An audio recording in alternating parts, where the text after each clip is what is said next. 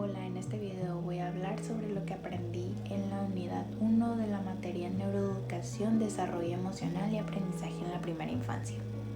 En esta unidad entendí cómo funciona el cerebro, cómo se da el aprendizaje y cómo es que las emociones tienen un papel súper importante y más en la etapa del preescolar. Algo que aprendí y que me parece muy importante es que cómo las emociones influyen muchísimo en el aprendizaje de los niños.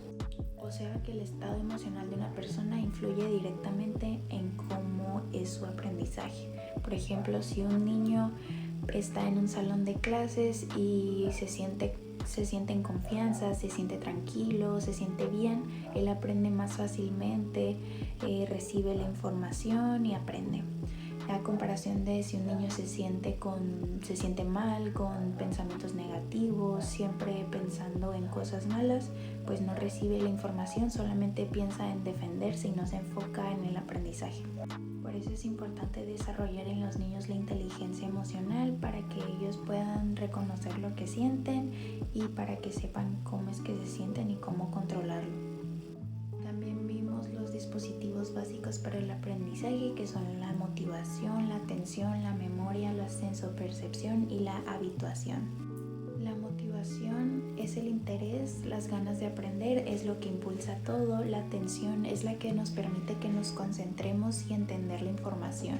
La memoria es la que guarda lo que aprendimos para usarlo después. La sensopercepción tiene que ver en cómo recibimos la información de nuestro entorno a través de los sentidos y cómo el cerebro lo interpreta.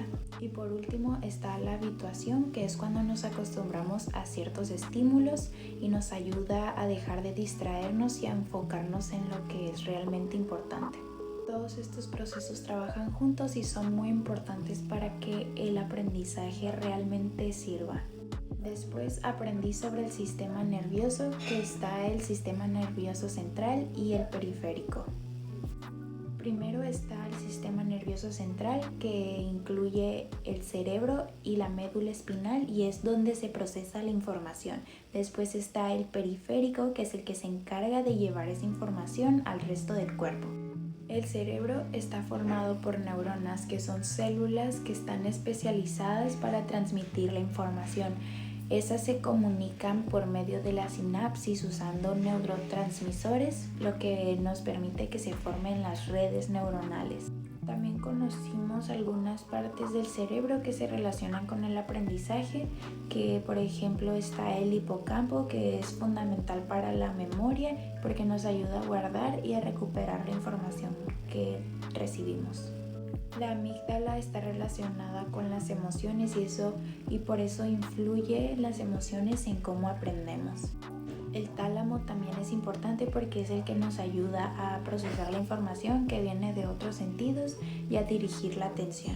Otra cosa que aprendimos fueron los procesos del cerebro, que algo que me pareció muy importante es que el cerebro no es fijo, pues puede cambiar. Siempre puede cambiar y adaptarse y aprender constantemente, y eso se le llama neuroplasticidad. Otra cosa que vimos fue que la poda neuronal es cuando el cerebro elimina conexiones que no usa para que sea más eficiente. También está la neurogénesis, que es cuando el cerebro crea nuevas neuronas. Eso explica por qué el cerebro se va adaptando o cambiando cada vez que aprendemos algo nuevo. Aprendimos sobre la memoria y las funciones ejecutivas, y sabemos que la memoria no es solo recordar, también es organizar, recuperar información cuando la necesitamos.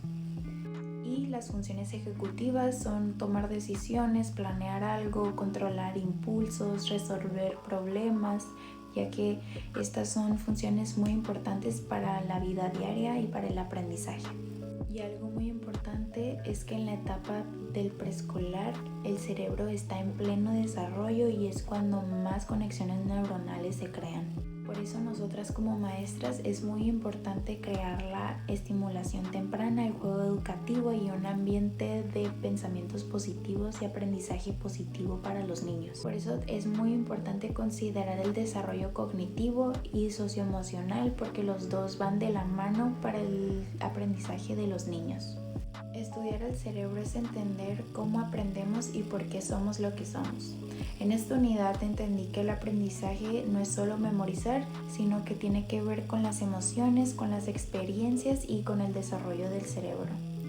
Como futura maestra entendí que mi parte como maestra no es solo enseñar contenido, sino que también crear un ambiente de confianza donde los niños se sientan seguros, motivados y capaces de aprender de manera significativa.